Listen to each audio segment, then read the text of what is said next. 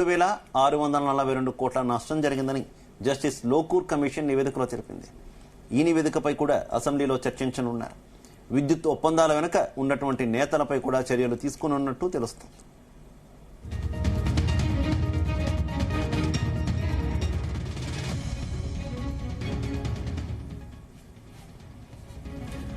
ఇదే అంశానికి సంబంధించి మరిన్ని పూర్తి అప్డేట్స్ మా ప్రతినిధి రాధాకృష్ణ అందిస్తారు. రాధాకృష్ణ, గుడ్ ఆఫ్టర్నూన్ బిందు. అయితే గత కొద్ది రోజులుగా బీఆర్ఎస్ సంబంధించిన గత ప్రభుత్వం బీఆర్ఎస్ తీసుకున్న నిర్ణయాలపైన రాష్ట్ర సర్కార్ సమీక్ష నిర్వహిస్తోంది. దీంట్లో భాగంగా కొన్ని అవకతవకలు జరిగాయని చెప్పేసి ఇప్పటికే కాళేశ్వరం, అదేవిధంగా విద్యుత్ కొనుగోలుకు సంబంధించి ఆ విద్యుత్ ప్లాంట్ల నిర్మాణానికి సంబంధించిన ఒక కమిషన్ నియమించింది. ఇప్పటికే జస్టిస్ లోకూర్ కమిటీ ఒక నివేదికను పూర్తి స్థాయిలో అన్ని వివరాలు సేకరించి కేబినెట్ కు సమర్పించడం జరుగుతుంది. కేబినెట్ కూడా దాన్ని ఆమోదించి త్వరలోనే అసెంబ్లీలో దీనిపై చర్చ జరిగే అవకాశం కనబడతా ఉంది. విద్యుత్ గత బీఆర్ఎస్ హయాంలో కేసీఆర్ ముఖ్యమంత్రి ఉండగా విద్యుత్ సంబంధించిన అనేక ఉల్లంఘనలు చేసింది. విద్యుత్ ఒప్పందాల విషయంలో కావచ్చు, అదేవిధంగా విద్యుత్ ప్లాంట్ల నిర్మాణంలో కూడా అనేక తప్పిదాలను చేసిందని చెప్పేసి ఇటు విద్యుత్ సంబంధించిన దానిపైన కరెంటుపై జస్టిస్ లోకూర్ నివేదిక కమిషన్ సంబంధించి ఒక నివేదిక సమర్పించింది. ఈ నివేదికలో కొన్ని సంచలన విషయాలు ఉన్నాయి.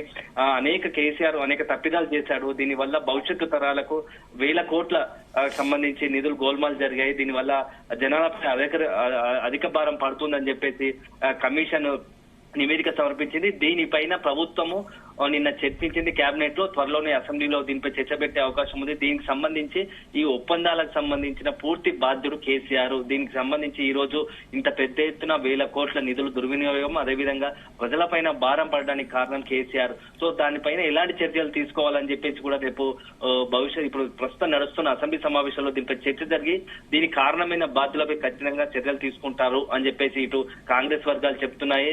ఎందుకంటే ఇటు భద్రాద్రి పవర్ ప్లాంట్ కావచ్చు, అదేవిధంగా ఛత్తీస్గఢ్ తో విద్యుత్ కొనుగోలు సంబంధించి ఒప్పందాలపైన 1,000 కోట్ల నిధులకు సంబంధించి కొంత గోల్మాల్ జరిగింది. తక్కువ మార్కెట్ లో తక్కువ విద్యుత్ సంబంధించి తక్కువ పైసలకు అంటే తక్కువ రూపాయలకు కూడా అందుబాటులో ఉన్నప్పటికీ డబ్బులు ఎక్కువ వెచ్చించి విద్యుత్తును కొనుగోలు చేశారు. దీనిపైన అదనంగా రాష్ట్ర ప్రభుత్వం భారం పడింది. అదే సమయంలో ఛత్తీస్గఢ్ సంబంధించి అనుకున్న సమయంలో ఆ డబ్బులు చెల్లించకపోవడం వల్ల కొంత డిలే చేయడం వల్ల మరో 2,000 కోట్ల అదనపు భారం పడిందని చెప్పేసి దీని అంతా కూడా మొత్తం బీఆర్ఎస్ హయాంలో తీసుకున్న విద్యుత్ కొద్దిగా అవకతవకలు జరిగాయి. ప్రజలపైన అనేక భారం మోపడం జరిగింది. దీనికి అన్నంత కారణము కేసీఆర్ అని చెప్పేసి అంటున్నారు. ఈ నేపథ్యంలో కేసీఆర్ పై కేసు పెట్టడానికి కూడా రాష్ట్ర ప్రభుత్వం సన్నాహాలు చేస్తున్నట్టుగా చర్చ జరుగుతుంది. కాంగ్రెస్ లో పెద్ద ఎత్తున చర్చ జరుగుతుంది.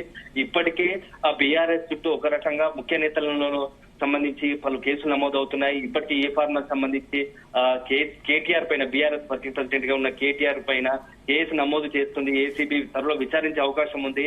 అరెస్టు చేస్తుందని చెప్పేసి రాజకీయ వర్గాల్లో అదేవిధంగా కాంగ్రెస్ వర్గాల్లో పెద్ద ఎత్తున చర్చ జరుగుతుంది. ఈ నేపథ్యంలో ఇప్పుడు తాజాగా ఈ కేసీఆర్ కూడా ఇటు రాజకీయంగా కొంత ఇరికించే కుట్రలో భాగంగా కేసీఆర్ పై ఇట్లాంటి ఆరోపణలు చేస్తుంది. విద్యుత్ సంబంధించి అనేక అవకతవకలు జరిగాయని చెప్పేసి బీఆర్ఎస్ సంబంధించి ముఖ్య నాయకులను టార్గెట్ చేస్తుందని చెప్పేసి బీఆర్ఎస్ నేతలు కావచ్చు, క్యాడర్ కావచ్చు కాంగ్రెస్ పైన ఆగ్రహం వ్యక్తం చేస్తుంది. అయితే ముఖ్యంగా విద్యుత్ సంబంధించి ఈ 10 ఏళ్ల కాలంలో జరిగిన సంబంధించిన అంశాలపైన పూర్తి స్థాయిలో అధ్యయనం చేసి సంబంధించిన అధికారులు కావచ్చు, అదేవిధంగా నేతలు కావచ్చు ఎవరైనా తప్పిదాలకు పాల్పడితే చట్టపరంగా వాళ్ళపై చర్యలు ఉంటాయని చెప్పేసి ఇప్పటికే ప్రభుత్వం చెబుతా ఉంది. ఈ నేపథ్యంలో బీఆర్ఎస్ లో కొంత ఆందోళన మొదలవుతుంది. ఎందుకంటే ఇటు కేటీఆర్, ఇప్పుడు తాజాగా కేసీఆర్ ఇట్లా ఒక్కొక్కరి ముఖ్య నేతలను కాంగ్రెస్ ప్రభుత్వం టార్గెట్ చేస్తుందా అని చెప్పేసి బీఆర్ఎస్ లో కింద చర్చ జరుగుతుంది.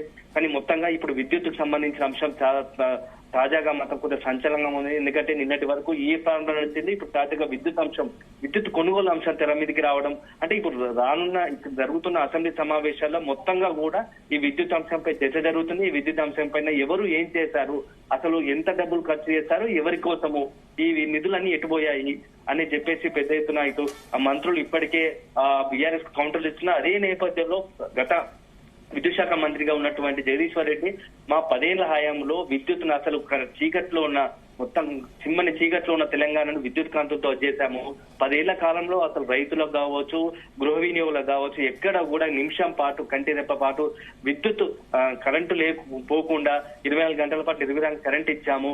అయినా ఇట్లాంటి వెలుగులను చూసి కాంగ్రెస్ ఓర్వలేక ఏదో ఒక అంశాన్ని రాజకీయంగా తమను పార్టీని అదేవిధంగా బీఆర్ఎస్ అధినేతను వ్యక్తిగతంగా టార్గెట్ చేసుకొని ఇట్లాంటి కుట్రలు బంతా ఉంది, లేని ఆరోపణ చేసి బీఆర్ఎస్ కు అదేవిధంగా కేసీఆర్ కు ఉన్న జనాల్లో ఉన్న ప్రజాదరణను డ్యామేజ్ చేసే ప్రయత్నంలో భాగంగా ఇట్లాంటివి కాంగ్రెస్ రేవంత్ రెడ్డి సర్కార్ కావచ్చు, కాంగ్రెస్ మంత్రులు కుట్ర పని ఇలాంటి ఆరోపణలు చేస్తున్నారు. గతంలో కూడా మేము చాలా సందర్భాల్లో చెప్పాం, మేము ఓపెన్ గా ఉన్నాము, విద్యుత్ సంబంధించి మీరు చర్చకు పెట్టండి, అవకతవకల పైన మీరు చేస్తున్న ఆరోపణల పైన ప్రతి దానికి సమాధానం చెప్పడానికి మేము సిద్ధంగా ఉన్నాము. అయినా మీరు చర్చ పెట్టకుండా కేవలము ఇట్లా లీకేజీలతో అంటే పేపర్ లీకులు ఇచ్చుకుంటూ అవకతవకలు. రాధాకృష్ణ మొన్న కేటీఆర్ పైన కూడా ఇలాంటి ఆరోపణలే వచ్చాయి. కేటీఆర్ రేపో మాపో అరెస్ట్ అంటూ కూడా వార్తలు కథనాలు వచ్చాయి. బట్ ఇప్పటి వరకు దానికి సంబంధించి ఎటువంటి పురోగతి లేదు. మరి ఇప్పుడు రీసెంట్ గా మనం చూస్తున్నాం, ఇప్పుడు కేసీఆర్ మాజీ సీఎం కేసీఆర్ పై కూడా విద్యుత్ కొనుగోళ్లలో ఒప్పందంలో కూడా అవకతవకలపై ఇప్పుడు మళ్ళీ వస్తున్నాయి. సో కేసీఆర్ మరి ఒక 2 నెలల పాటు యుఎస్ వెళ్లే ఆలోచనలో కూడా ఉన్నారు. సో ఎప్పుడు ఆయనకి నోటీస్ ఇచ్చే అవకాశం ఉంది? అంటే ఇది అధికారికంగా ఒక ప్రాసెస్, ఎందుకంటే ఒక మాజీ సీఎం గా ఉన్నాడు, మాజీ సీఎం కాబట్టి ఒక ప్రోటోకాల్ అధికారులపైన ఒక ముఖ్య నేతను విచారించాలనుకున్నప్పుడు కొన్ని గవర్నర్ కావచ్చు, ఇప్పటికే కేటీఆర్ విషయంలో గవర్నర్ అనుమతి తీసుకున్నారు ఈ ఫార్మా కేసులో. సో సీఎం లాంటి పెద్ద సీఎం గా పనిచేసినటువంటి వ్యక్తిని విచారించడానికి కావాల్సి నోటీస్ ఇవ్వడానికైనా కొంత ఎటువంటి న్యాయపరంగా ఎలాంటి అంశాలు ఉన్నాయో అన్ని బేరీజు వేసుకొని తదుపరి చర్యలు ఉంటాయని చెప్పేసి ప్రభుత్వం చెప్తోంది. కానీ ఇక్కడ ముఖ్యంగా మనకు కనిపిస్తుంది ఏంటంటే గత వారం 10 రోజులుగా జరుగుతున్న పరిణామాల నేపథ్యంలో బీఆర్ఎస్ ఒక రకంగా రాజకీయంగా చక్రంలో కాంగ్రెస్ ఇరికించే ప్రయత్నిస్తుందా అని చెప్పేసి రాజకీయ వర్గాలు చర్చ జరుగుతుంది. ఎందుకంటే గతంలో జరిగిన కొన్ని నిర్ణయాలపైన ఇప్పుడు గతంలో ఎప్పటి నుంచో చెప్తా ఉంది కాంగ్రెస్ ఎన్నికల ముందు నుంచే గత విద్యుత్తులో కావచ్చు, ఈ ఫార్మ్ల రేసులో కావచ్చు, కాళేశ్వరం లాంటి అనేక దాంట్లో బీఆర్ఎస్ ప్రభుత్వము ఆ రోజు ఉన్నటువంటి ముఖ్య నాయకులు కావచ్చు, అధికారులు కొంత గోల్మాల్ చేశారు. వీటి అన్నిటిపైన కాంగ్రెస్ అధికారం వచ్చిన తర్వాత విచారణ జరుగుతుంది. బాధ్యులైన ఒకవేళ విచారణలో బాధ్యులు ఎవరైనా తేలితే వాటిపై చర్యలు తప్పవని చెప్పేసి ఎన్నికల ముందు నుంచి చెప్తూ వస్తుంది. ఇప్పుడు కాంగ్రెస్ ప్రభుత్వం అదే చెప్తుంది, మేము ఎన్నికల ముందు ఏం చెప్పామో దాంట్లో మాకు అవినీతి జరిగిందని స్పష్టంగా కనబడుతుంది, కళ్ళ ముందు కనబడుతుంది. దాంట్లో భాగంగానే ఇప్పుడు చర్యలు తీసుకుంటున్నాము అనేది కాంగ్రెస్ వర్గాలు చెప్తున్నారు. అయితే బీఆర్ఎస్ మాత్రం ఇది టార్గెట్ గా కేసీఆర్ టార్గెట్ గానే జరుగుతుంది, కేటీఆర్ టార్గెట్ గానే జరుగుతుంది, బీఆర్ఎస్ టార్గెట్ గానే జరుగుతుంది. ఎందుకంటే ఇప్పటికే ప్రజల్లో కాంగ్రెస్ ప్రభుత్వము కొన్ని అనేక సూపర్ 6 లాంటి అనేక హామీలు ఇచ్చింది. అదేవిధంగా కొన్ని ముఖ్యమైన హామీలు నెరవేర్చారు. రైతు బంధు కావచ్చు, రుణమాఫీ కావచ్చు, లాంటి ముఖ్యమైన విషయాల్లో కొంత రైతుల పట్ల కూడా కొంత పేరుకు చెప్పినా ప్రచారం చేసుకున్నా కానీ పూర్తి స్థాయిలో రైతులకు దక్కలేదు అని చెప్పేసి బీఆర్ఎస్ చెప్తుంది. సో హామీలు నెరవేర్చక కాంగ్రెస్ ప్రభుత్వం తమ వైఫల్యం కప్పిపుచ్చుకోవడానికి బీఆర్ఎస్ టార్గెట్ చేస్తా ఉంది. ప్రజల్లో కూడా అటెన్షన్ డైవర్షన్, ప్రజల్లో తమ ఫోకస్ ను కాంగ్రెస్ వ్యతిరేకత మీద పడకుండా బీఆర్ఎస్ ను టార్గెట్ చేస్తూ బీఆర్ఎస్ పై దృష్టి మళ్లించే ప్రయత్నం చేస్తా ఉంది. ఎట్టి పరిస్థితుల్లో ఒప్పుకోలేదు. ఇప్పటికే బీఆర్ఎస్ సంబంధించి గత కొద్ది రోజులుగా కాంగ్రెస్ పైన వ్యతిరేకంగా సంబంధించి కాంగ్రెస్ ప్రభుత్వ వ్యతిరేక నిర్ణయాలపై ఆందోళన చేస్తా ఉన్నారు. ఇదే సమయంలో బీఆర్ఎస్ సంబంధించి కాంగ్రెస్ కూడా బీఆర్ఎస్ ఎదుర్కొనే వ్యూహంలో భాగంగా ఇటు కేసీఆర్ కావచ్చు, కేటీఆర్ కావచ్చు, రాజకీయంగా కొంత కంట్రోల్ చేసే భాగంలో ఈ కేసుల వ్యవహారం తెరపైకి తీసుకొచ్చినట్టుగా తెలుస్తుంది. మొత్తంగా ఈ 2 వ్యవహార నేపథ్యం, ఇటు ఈ ఫార్మా రేసు, ఇప్పుడు విద్యుత్, దీనికి సంబంధించి ఏ అంశం ముందుకు వస్తుంది, ఎవరు అసలు కేసీఆర్ మొదటగా విచారిస్తారా లేకపోతే కేటీఆర్ ను విచారిస్తారా అనేది ఇప్పుడు రాష్ట్ర రాజకీయాల్లో కొంత సంచలనంగా మారింది, ఆసక్తిగా మారుతుంది. ప్రస్తుతం అసెంబ్లీ సమావేశాలు జరుగుతున్న నేపథ్యంలో అసెంబ్లీ లాబీలో కూడా, ఇన్నర్ లాబీలో కూడా ముఖ్య నేతలు కావచ్చు, అదేవిధంగా ఎమ్మెల్యేలు, మంత్రులు కూడా ఇదే విషయం పైన ఫోకస్ చేస్తుంది. నిన్న మంత్రి పొంగులేటి కూడా చిట్ చాట్ లో మేము కేటీఆర్ విచారణకు సంబంధించి పూర్తి స్థాయిలోనూ కేటీఆర్ తప్పు చేశాడు, తప్పు చేసిన ఎవరైనా సరే చర్యలు తప్పవని చెప్పేసి పొంగులేటి అన్నాడు. గత కొద్ది రోజులుగా పొంగులేటి పదే కేటీఆర్ ప్రస్తావన తీసుకొస్తున్నాడు. బాంబు పేలుతున్న త్వరలో పెద్ద బాంబులు పేలబోతున్నాయని చెప్పేసి దీపావళి నుంచి చెప్తూ వస్తున్నాడు. సో అది కాస్త ఇప్పుడు మెల్లమెల్లగా ఇప్పుడు మొన్నటి నుంచి కొద్దిగా ఊపందుకుందని చెప్పవచ్చు. సో ఈ విచారణలో భాగంగా ఫస్ట్ ఏసీబీ ఈ ఫార్మా దృష్టి కేటీఆర్ ను విచారిస్తున్నా, అదే విధంగా విద్యుత్ సంబంధించి అంశంలో కేసీఆర్ ఏమైనా నోటీసులు ఇస్తారా విచారణకు సంబంధించి అని మాత్రం 2 ఆసక్తికరంగా మారింది రాజకీయాల్లో.